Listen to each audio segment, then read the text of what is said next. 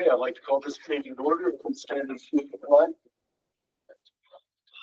I pledge allegiance To the flag of the United States of America and to the republic for which it stands, one nation, under God, indivisible, with liberty and justice for all.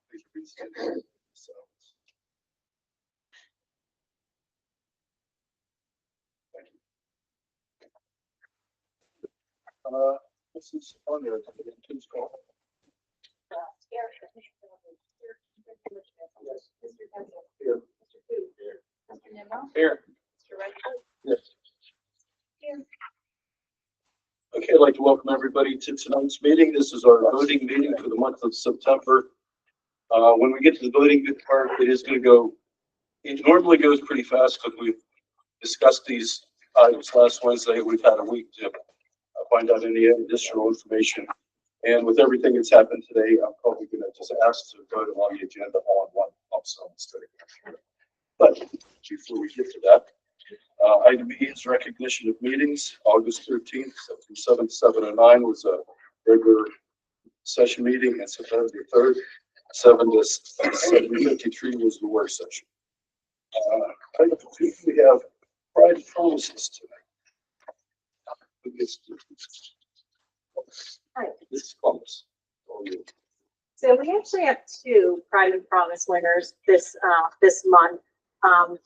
They're both great individuals, and we've had a hard time picking, so we chose them both.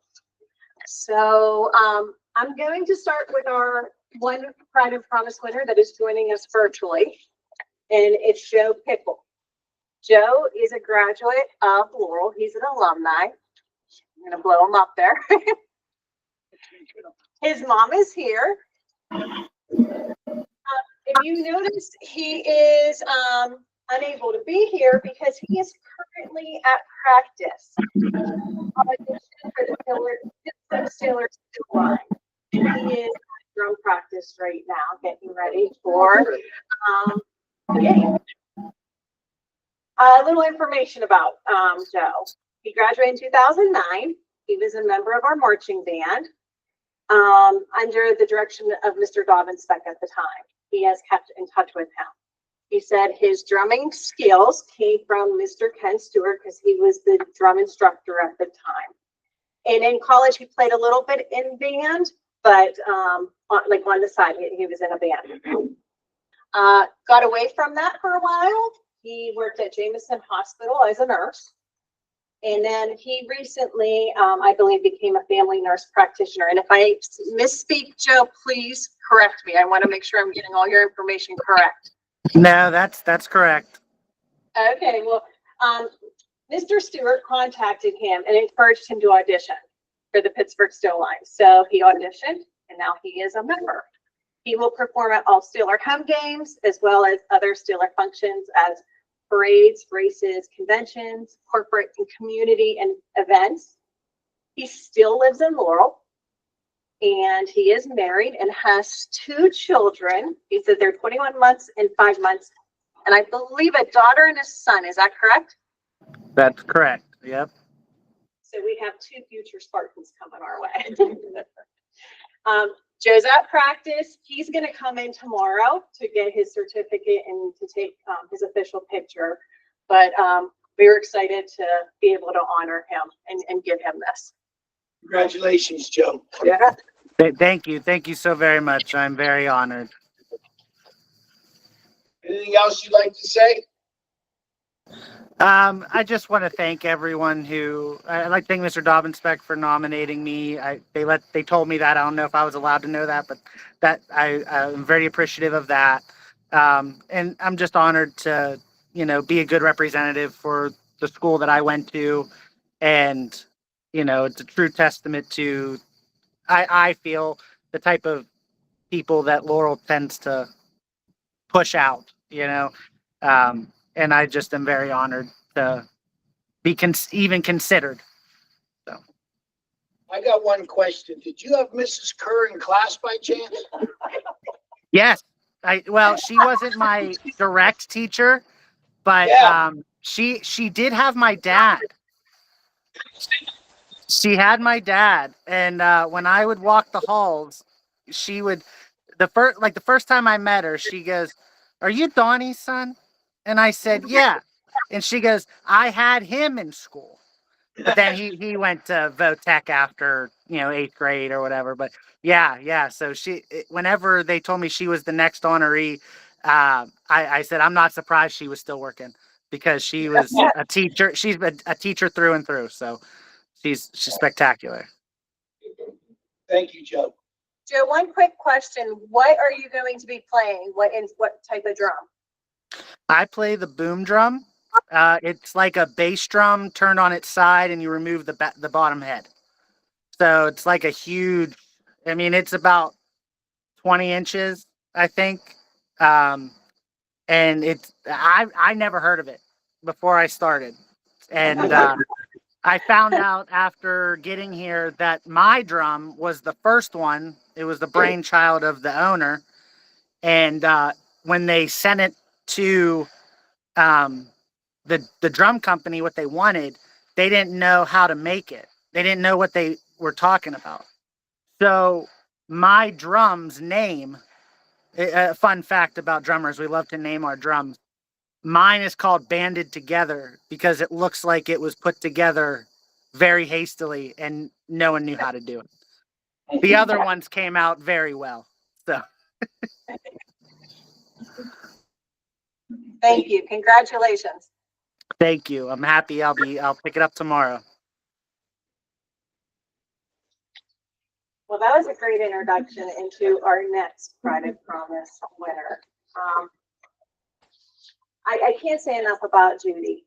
She's inspiring. She's amazing.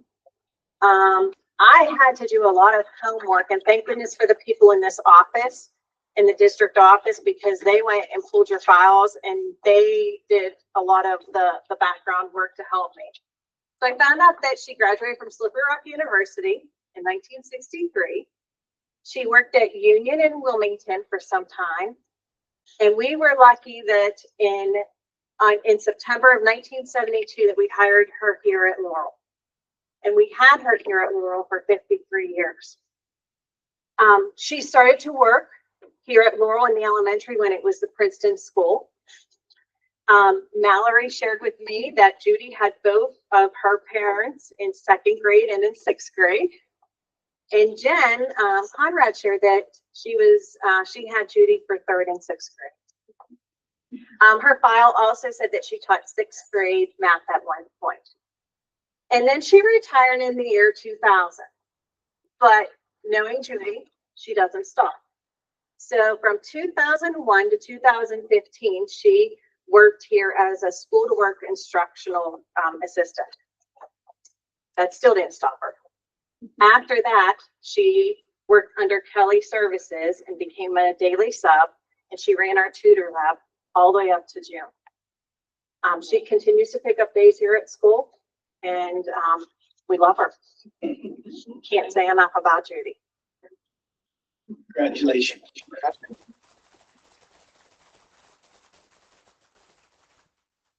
I asked Nicole if I had to say anything, and she said I didn't have to. My son said all I need to do is say thank you, and that's enough. But I'm a teacher, that's not enough. My friends here, Jamie Mackey and Pat Hicks, and my son Kevin. Jamie and Pat and I met when I taught out at Princeton School in 3rd grade, and we've been friends for 50 years, and we still get together and we still like each other. My son graduated Laurel, played football with Mr. Rich, and I've had some of you in school. I had Amy, who was so sweet, and I had the boys, the brothers, and Lance, of course. I have a story about Lance, of course. In 1997, I ran into him at the truck wash getting gasoline. He was going into his senior year, and he shared with me that the senior prank was going to be, they were going to cut down all the trees in front of the school. Well, the trees were like 40 years old, and I didn't think that was a good thing to do. But about 6 years later, they came down anyway when we did the renovation. I thank you for the award. And people have asked me what grade did I like best, because I had taught at Laurel third grade, fifth grade, sixth grade. And Union, I had taught first grade. And I always liked the grade that I was teaching at the time. And I finished in the tutor lab for the last 4 years, and I actually like that the best. So, and also people ask me, how have kids changed in the 60 years since I started? And I said, the kids haven't changed. They want the same thing, but the parenting has changed. And that's mostly the issue. That the parents at Laurel have always been pretty much supportive. And I think we have a great staff, and I've worked with the best people there. I'm so proud to be here. Thank you.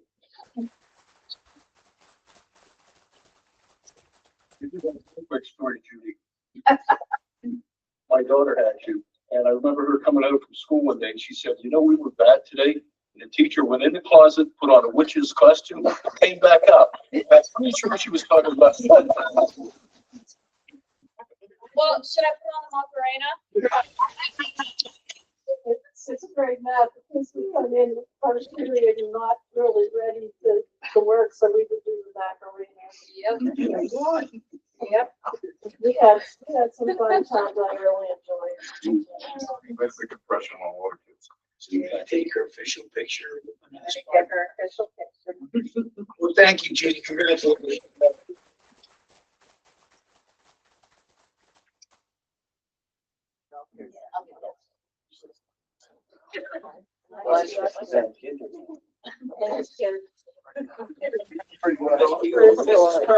Mrs. Kerr, can I just say that you, Mrs. Mackey, and Mrs. Dix were teachers of great consequence? Like, I'm not saying that to just, hey, you got an award. I'm saying you guys were of great consequence. You were very bright. You were a challenge.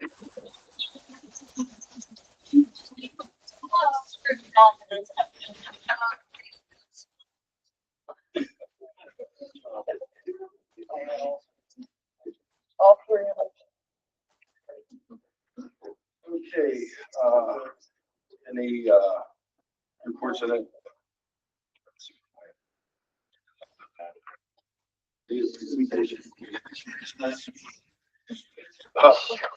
Item 3, committee reports from any standing committees of the board.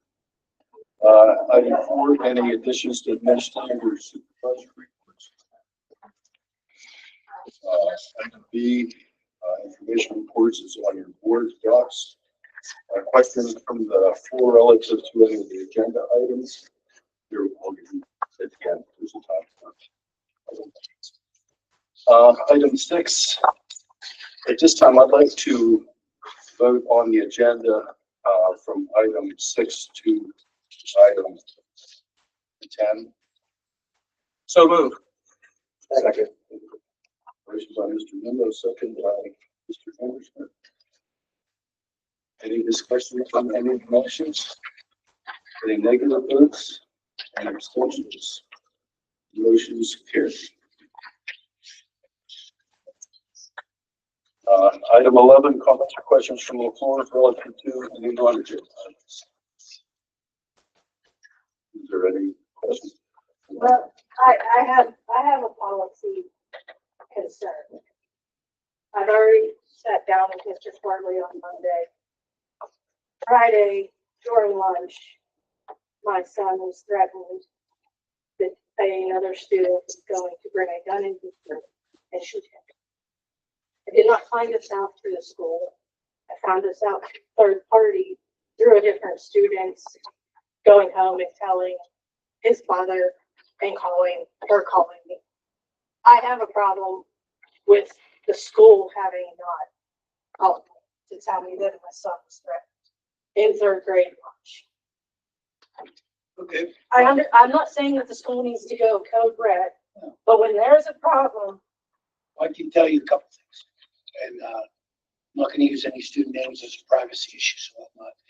Anytime we do have any type of inappropriate statement, particularly that may involve harming another student, there's a threat assessment. And that did happen in this case. Did it not? There was an investigation. Okay. As far as the communication between you and Mr. Swervely, as you said, after the fact, you met with him. I hope you came to some type of mutual understanding as far as any and all communications in the future. But I would defer that into you and Mr. Sperber. What I can tell you is we don't take any words like that lightly. Any and all, at any time that any student makes any type of threat against anybody, we can't say they're just words. We can't say, well, it's just an elementary student. I can't tell you, I'm not going into the specifics of the threat assessment, that there was an investigation, threat assessment done.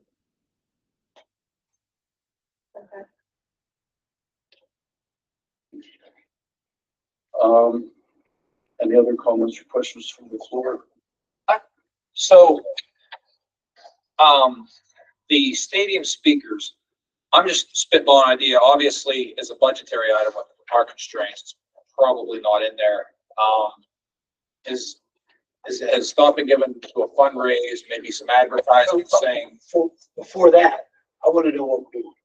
Right? I'm not necessarily swallowing that price. yeah, So I met with Richie Jones this week, okay, and he has a homework assignment.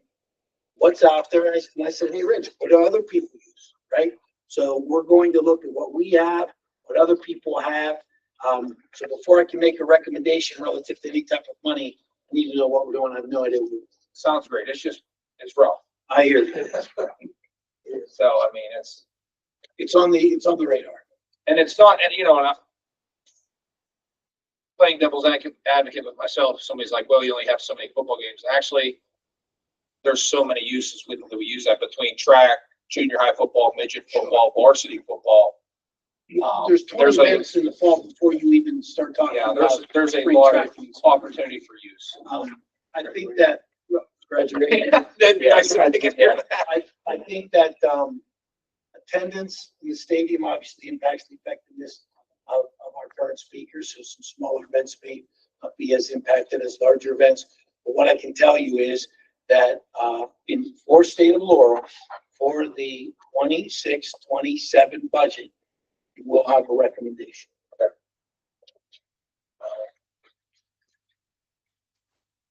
have a question about the dual sport enrollment.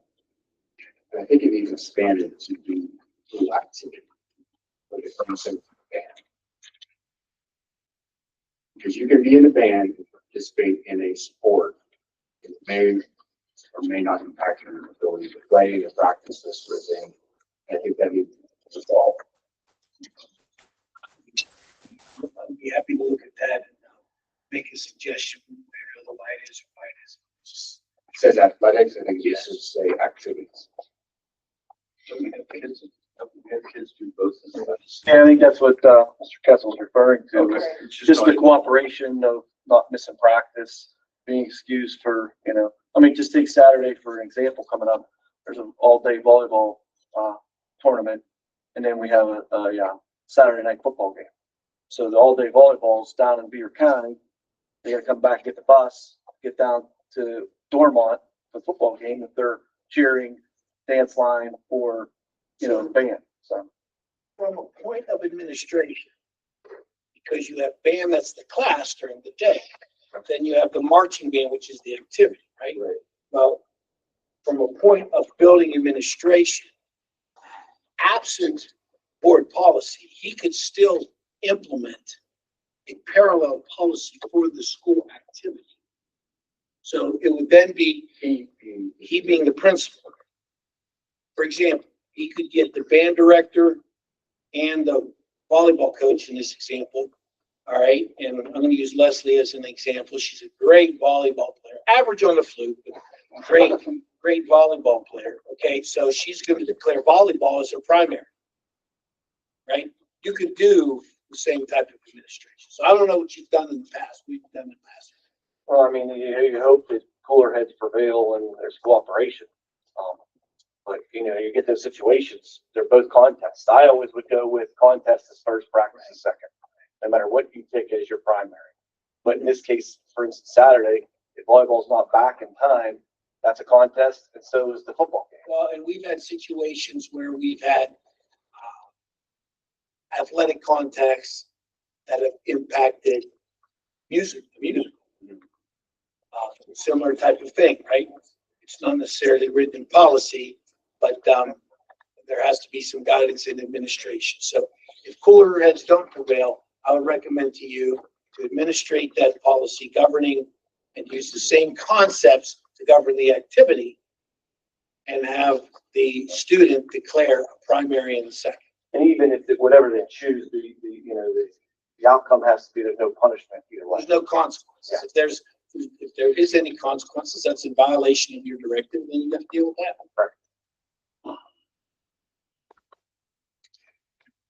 Anything else? I'll ask for a motion to adjourn. We have a 10-minute executive session after adjournment. There will be no. Second. Laurel and Lance. Motion by Mrs. Preston, second by Mr. Noon. Yes. Any discussion, negative votes? None. Motion, meeting is adjourned. Thank you. Thank you, Alfred. It's your 5 or 10 minutes.